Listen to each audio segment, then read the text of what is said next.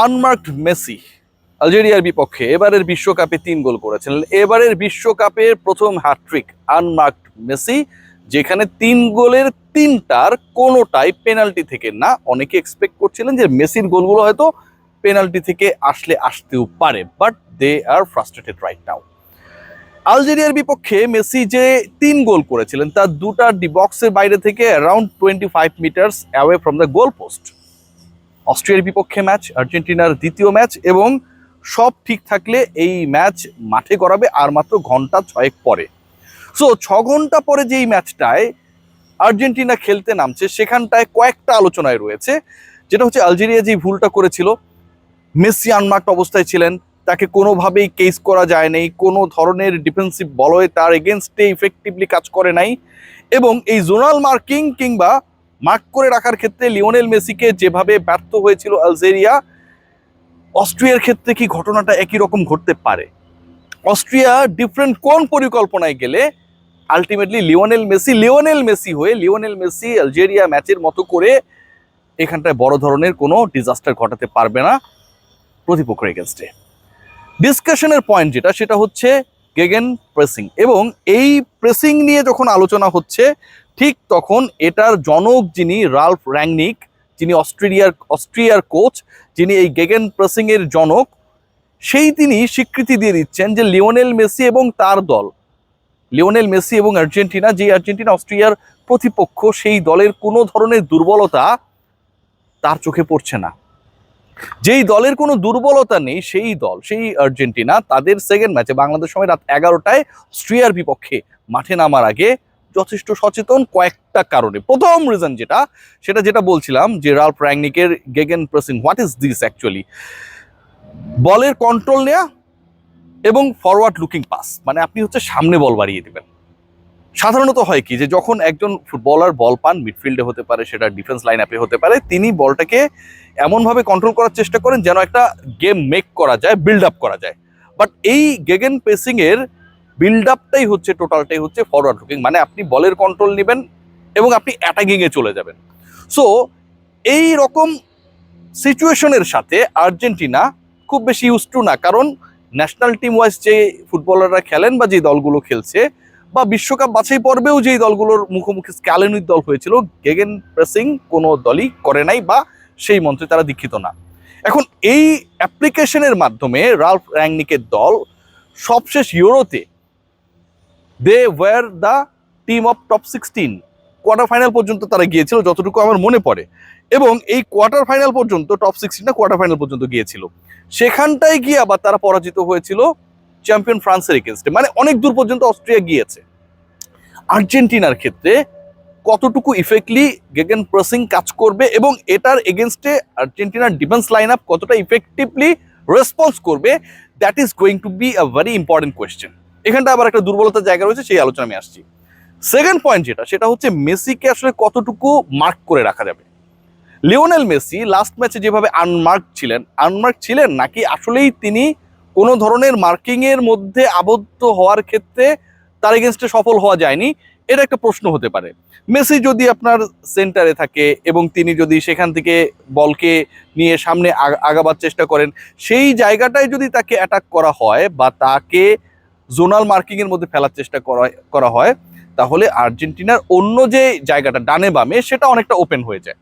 আবার মেসি যদি বামে চলে যান তাহলে হচ্ছে সেন্টারটা অরক্ষিত হয়ে যায়। সো লিওনেল মেসির জন্য আসলে প্রত্যেকটা দল যেভাবে সাধারণ প্রতিপক্ষের বিপক্ষে বা যে কোনো দলের বিপক্ষে যেভাবে পরিকল্পনা করেন, হোয়েনেভার Lionel Messi is a part of a particular team, সেই পরিকল্পনার ধরনটা ভাই আপনাকে চেঞ্জ করতে হবে। এখন গেগেন প্রেসিং এর মাধ্যমে ডেফিনেটলি অস্ট্রিয়া খেলবে, এবং অস্ট্রিয়ার দুর্বলতার জায়গাটা আমি বলছি যে তারা যখন আসলে বলের কন্ট্রোল নেয়া এবং ফরওয়ার্ড লুকিং পাস করে খেলার চেষ্টা করবে, সবাই সামনে আগাবে, অ্যাটাকে যাবে, ঠিক ওই সময়টায় কাউন্টার অ্যাটাকের মাধ্যমে কিন্তু আসলে গোল হবার চান্সেসটা বেড়ে যায়।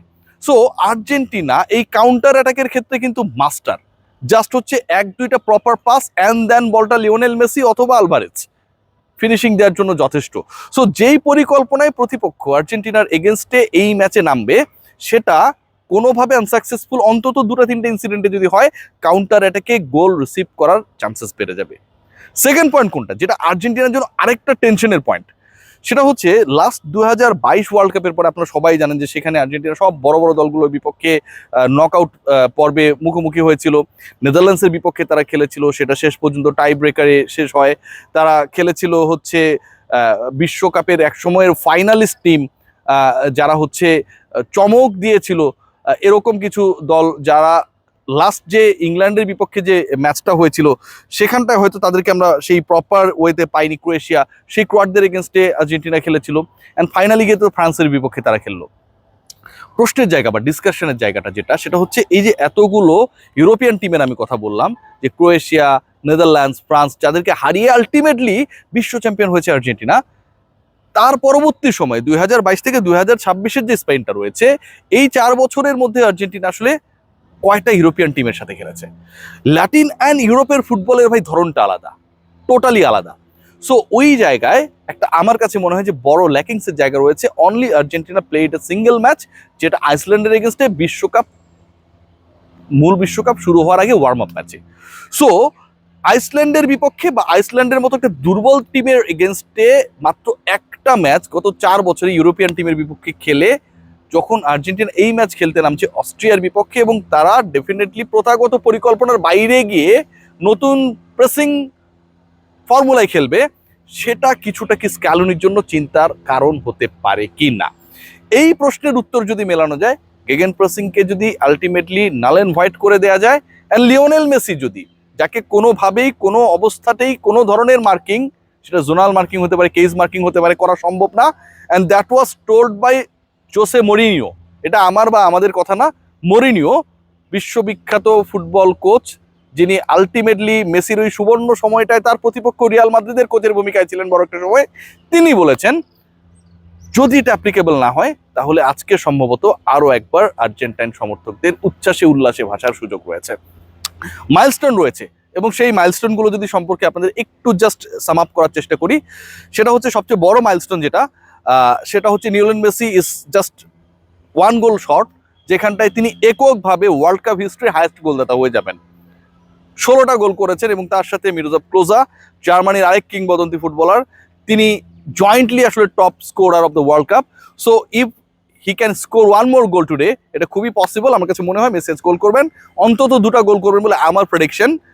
তাহলে মেসি নতুন একটা ইতিহাস লিখবেন, এবং আজকের ম্যাচে গোল পেলে বিশ্বকাপে টানা 6 ম্যাচে, লাস্ট ওয়ার্ল্ড কাপ এবং এই ওয়ার্ল্ড কাপকে যদি আপনার মানে যোগ করার চেষ্টা করেন, লাস্ট ওয়ার্ল্ড কাপের ফাইনালে গোল পেয়েছিলেন, সেমিফাইনালে পেয়েছিলেন, কোয়ার্টার ফাইনালে পেয়েছিলেন, নকআউটে পেয়েছিলেন, এবং তার আগে গ্রুপ পর্বের ম্যাচেও পেয়েছিলেন, লাস্ট গ্রুপ পর্বের ম্যাচে। সো যদি এই ম্যাচে গোল পান, তাহলে লিওনেল মেসি ওয়ার্ল্ড কাপে টানা 6 ম্যাচে গোল করার রেকর্ড করবেন, যেটা মাত্র 2জন ফুটবলারের এখন পর্যন্ত এই কৃতিত্ব রয়েছে। So it's going to be, আমার কাছে মনে হয় আর ডিফারেন্ট ম্যাচ, কারণ আলজেরিয়া যেভাবে খেলেছে, অস্ট্রিয়ার খেলার ধরনটা টোটালি ডিফারেন্ট হবে, নাম্বার 1। নাম্বার 2, ওই ডিফারেন্ট সিচুয়েশনে আসলে কিভাবে রেসপন্স করে আর্জেন্টিনা সেটা দেখার বিষয়। নাম্বার 3, মেসিকে কোনোভাবে মার্ক করে বোতলবন্দি করা যায় কি না। নাম্বার 4, আমার কাছে মনে হয় মোস্ট ইম্পর্টেন্ট পার্ট যেটা, যে এই ম্যাচটা কিন্তু হবে শীতাতপ নিয়ন্ত্রিত একটা স্টেডিয়ামে। লাস্ট ম্যাচ এখানে যখন হয়েছিল, ওখানে যারা আসলে স্পেশালি হচ্ছে ইংল্যান্ডের সাংবাদিক ছিলেন, ক্রোয়েশিয়ার বিপক্ষে যে ম্যাচটা ইংল্যান্ড খেলেছিলেন, তারা যেটা দাবি করেছেন যে তারা যদি এই হালকা সোয়েটার টাইপের কিছু নিয়ে আসতে পারতেন, যেহেতু পুরোটাই এয়ার কন্ডিশন, ডালাসে অনেক গরম, বাট স্টেডিয়ামের ভেতরটা আসলে পুরোপুরি একটা ডিফারেন্ট ওয়েদার, তাহলে হয়তো একটু বেটার এনভায়রনমেন্ট পেতেন। সো ওভারঅল পুরো সিনারিও হ্যাজ বিন ডিফারেন্ট, এবং এই ডিফারেন্ট সিনারিওতে আর্জেন্টিনাকে আমরা সেম ওয়েতে দেখতে পাবো কিনা সেটার অপেক্ষা। Let's see what happen. Lionel Messi আরো একবার জ্বলে উঠবেন সেই প্রত্যাশায়। রিয়াসাদাস।